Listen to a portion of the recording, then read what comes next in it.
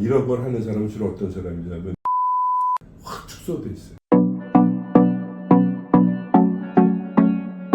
네, 안녕하세요. 네, 안녕하세요. 네, 반갑습니다. 반갑습니다. 예. 간단한 자기소개 한번. 네, 안녕하세요. 서울시 마약관리센터에서 센터장을 맡고 있는 조성남입니다. 반갑습니다.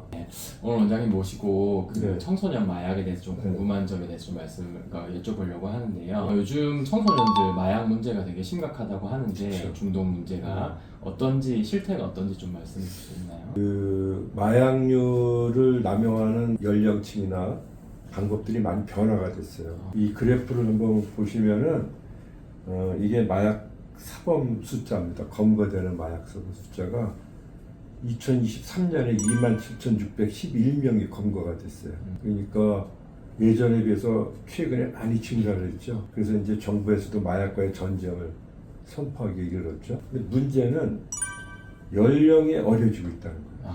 예전에 2017년 이전에는 40대가 주였어요. 그 40대 아줌마 아저씨들이 한두 명이서 몰래 숨어서 집이나 뭐 호텔이나 이런 데서 마약을 했거든요. 네. 그런데 지금은 연령이 어려져가지고 이제 점점 30대로 넘어오더니 2021년부터는 20대가 주예요. 지금 마약 검거되는 마약 사범 중에 가장 많은 연령층이 20대. 그런데 20대 젊은 층이 이제는 몰래 숨어서 하는 게 아니라 집단으로 공개적으로 하는 게 뭐죠. 공개적으로? 네, 죄책감도 없이 그냥 우습게 생각하고 인터넷이 여러 명이 같이 막 하는 그런 문화가 형성이 되어 있는 게 가장 큰 문제예요. 그래서 보면은 지금 20대가 예전에 비해서 4.5배가 증가했죠. 그렇네요. 근데 10대는 50배가 증가. 50대? 그러니까 10대 중반부터 20대 중반 그때가 가장 위험한 연령층이죠, 요새는.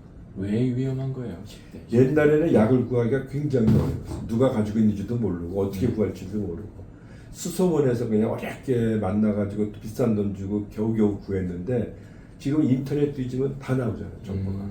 누가 판다 그러고 그러면 이제 연락하면 SNS로 통하죠. 인스타그램이나 뭐 텔레그램 같은 걸 통해서. 그러면 뭐 대포 통장으로 보내거나 가상화폐로 지불하면은 뭐 집으로 택배로 오기도 하고 던지기라 그래서 어디다 갖다 놓으면 찾아오면 되니까 예전에 상선이라 그래서 약을 판매하거나 이런 사람들이 존재를 했거든. 유통망이. 예, 유통. 지금 그게 필요 없어요. 그러니까 상선을 알 필요도 없고 그냥 인터넷에서 쉽게 접근이 되니까 5만 원, 10만 원만 있어도 불법 마약뿐만 아니라 의료용 마약류까지 모든 마약류를 구할 수 있어요. 쉽게. 그러니까 인터넷 잘하고 SNS 활용 잘하고 채팅 많이 하는 친구들이 젊은 친구들 그러니까 젊은 친구들 사이에서 엄청나게 폭발적으로 늘어나고 있는. 뭐 때문에 하는 거예요, 청소년들은 그러면? 제일 중요한 건 호기심이겠죠.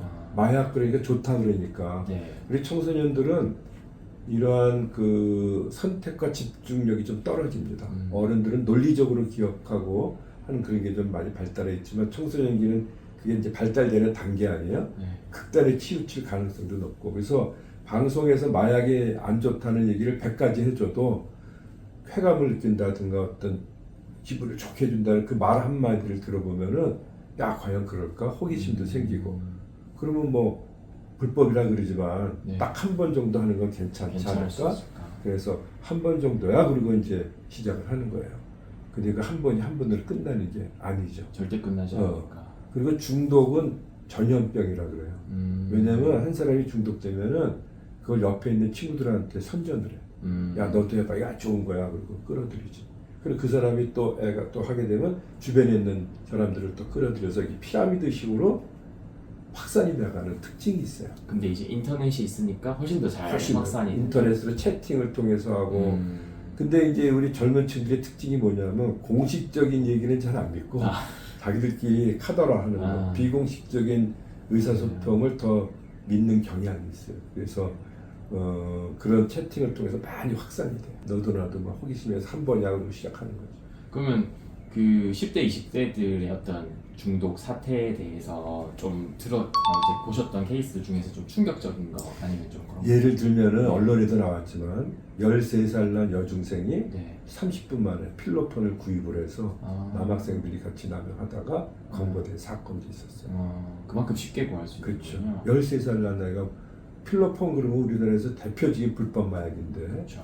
근데 그런 거를 겁도 없이 한다는 것도 문제고 30분 만에 쉽게 구입한다는 건 예전에 꿈도 못 꿨던 일. 그러니까 한 4년 전인가 경상남도 창원에서 고등학생 42명이 펜타닐 패치를 불법 구입해가지고 남용하다가 검거된 사건도 있었어요.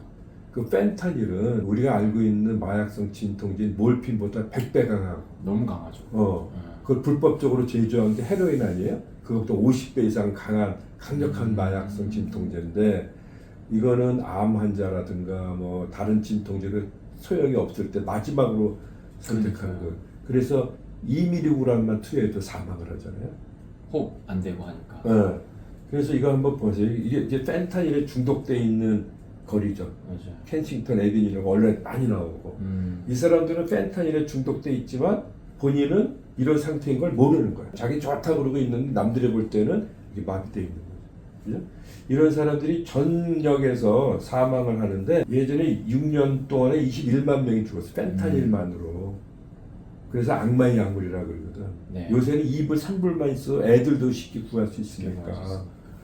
그러니까 엄청나게 많은 사람이 죽는 거예요. 요새는 1년에 10만 명이 넘게 죽어요. 그러니까 전쟁에서 이렇게 안 죽거든. 그래서 여기 연필 끝에 살짝 묻히면은 요게 이제 2mg이 되는 거예요. 아, 진짜. 이거를 갖다 겁 없이 막 먹다 보니까 내성 생기면 양이 좀 늘어나고 그러다가 이 먹으면 그냥 죽는 거예요. 그래서 미국에서도 보면 교통사고라든가 맞아요. 총기 사고나 자살 사고로 죽은 사람 합해도 펜타닐 하나로 죽은 거 많지 않다니까. 이건 재난이 재난. 그런데 이러한 위험한 펜타닐을 뭣도 모르고 고등학생들이 구입을 해가지고 청소년들도 이걸 많이 하는가 보네요. 그 여가부에서 조사를 했어요. 그랬더니 10대 10명 중에서 한 명이 이 펜타닐 패치를 사용해본 경험이 있다고 답이 나왔어요. 아, 우리나라요? 우리나라에서. 나는 그 믿을 수가 없을 것 그러게요. 같아요. 나는 의사생활 한 지가 벌써 40년이 넘었지만 펜타닐 구경도 못 해봤고 물론 내 정신과라 그렇긴 하지만 근데 아이들이 아무것도 모르는 아이들이 이 무서움도 모르고 쉽게 접근해서 한다는 건 말이 안 되죠.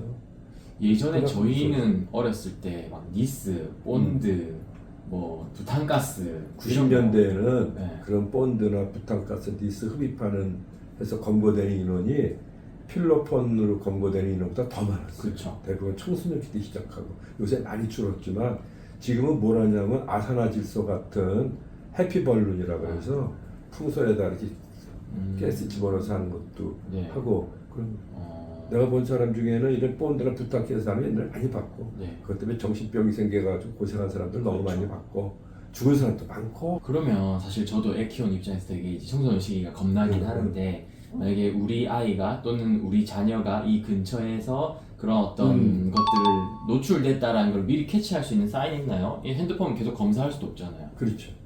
그래서 이제는 우리가 이제 3만 명이 마약사범으로 검거되잖아. 그러면 실제로 얼마나 많은 사람이 마약을 남용했는지 통계가 안 나와 있어요.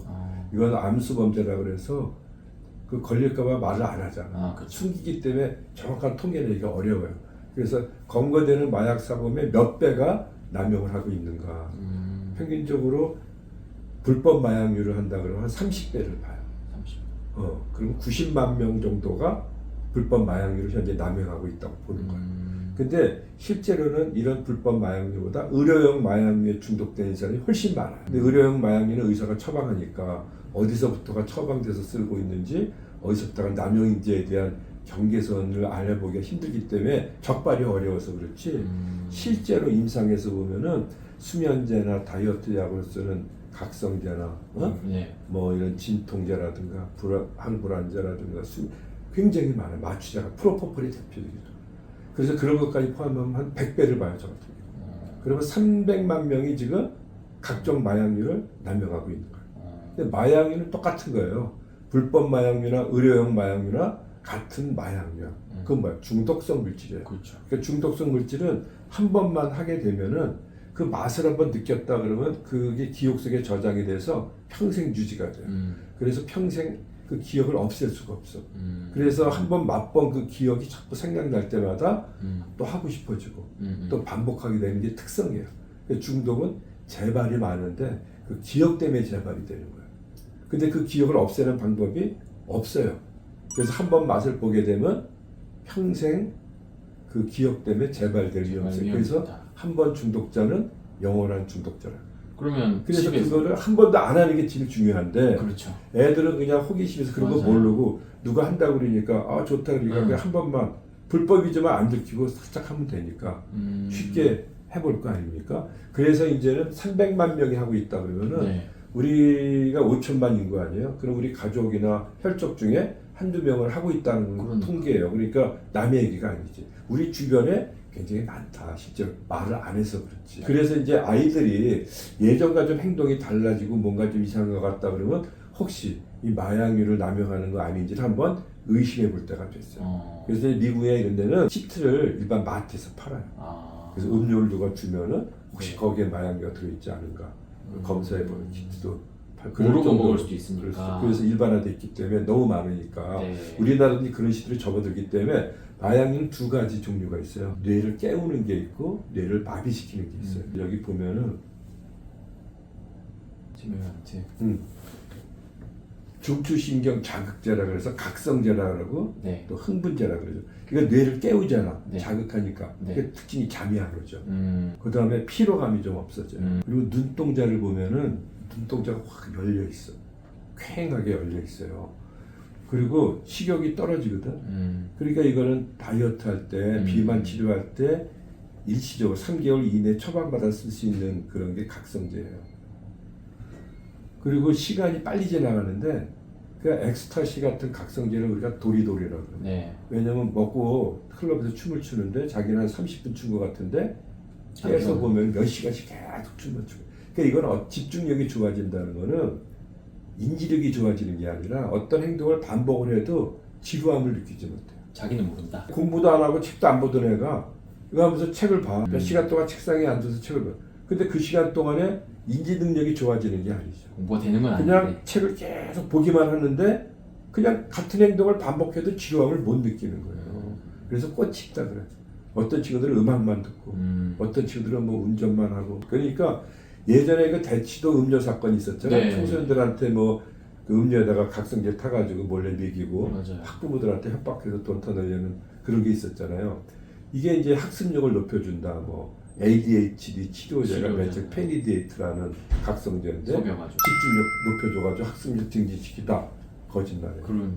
똑같은 걸 해도 지루함을 못 느끼는 거지 그게 집중력을 높여주는 건 아니에요. 그냥 이제 공부 시간만 늘리는 거지. 그렇지. 실제로 공부는 안 한 거네요. 남는 게 없지. 망가지고 뇌는 망가지고. 그렇지.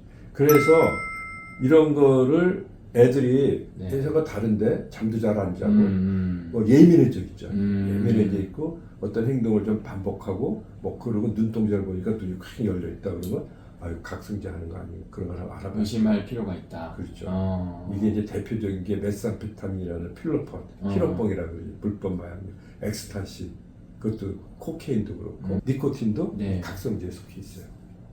그래서 이제 그 다음에 반대로 뇌를 마비시키는 작업이니까 억제제라 그래서 이거 뇌를 마비시켜요. 그러니까 어때? 졸립지. 기본적으로 졸려요.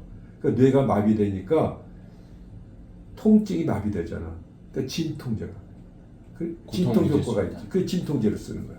졸리니까 수면제를 쓰고 불안이 마비되잖아. 그러니까 진정 효과가 있죠. 진정제를 쓰고 회피하는. 마취제를 쓰고 이런 거를 쓰는 거야. 그러니까 이거는 졸리면서 늘어져 있지. 술이 취해서 늘어져 있는 것처럼. 네. 왜 아편 중독자들 영화 같은 데 보면 확 늘어져 있죠. 자기는 좋다 그러고 있는 거야. 이런 걸 하는 사람은 주로 어떤 사람이냐면 눈동자가 확 축소돼 있어요. 그 눈동자를 보면 억제제구나. 그래서 이 아이들이 예전과 달리 집에 방에서 잘 안 나오고 잠만 자려고 그러고 늘어져 있고 눈동자가 확 축소돼 있고 그렇게 보면은 혹시 억제제 하는 거 수면제나 뭐 마취제나 이런 항불안제나 이런 거 하는 거 아닌가. 우리가 좀 의심을 좀 해봐야 된다.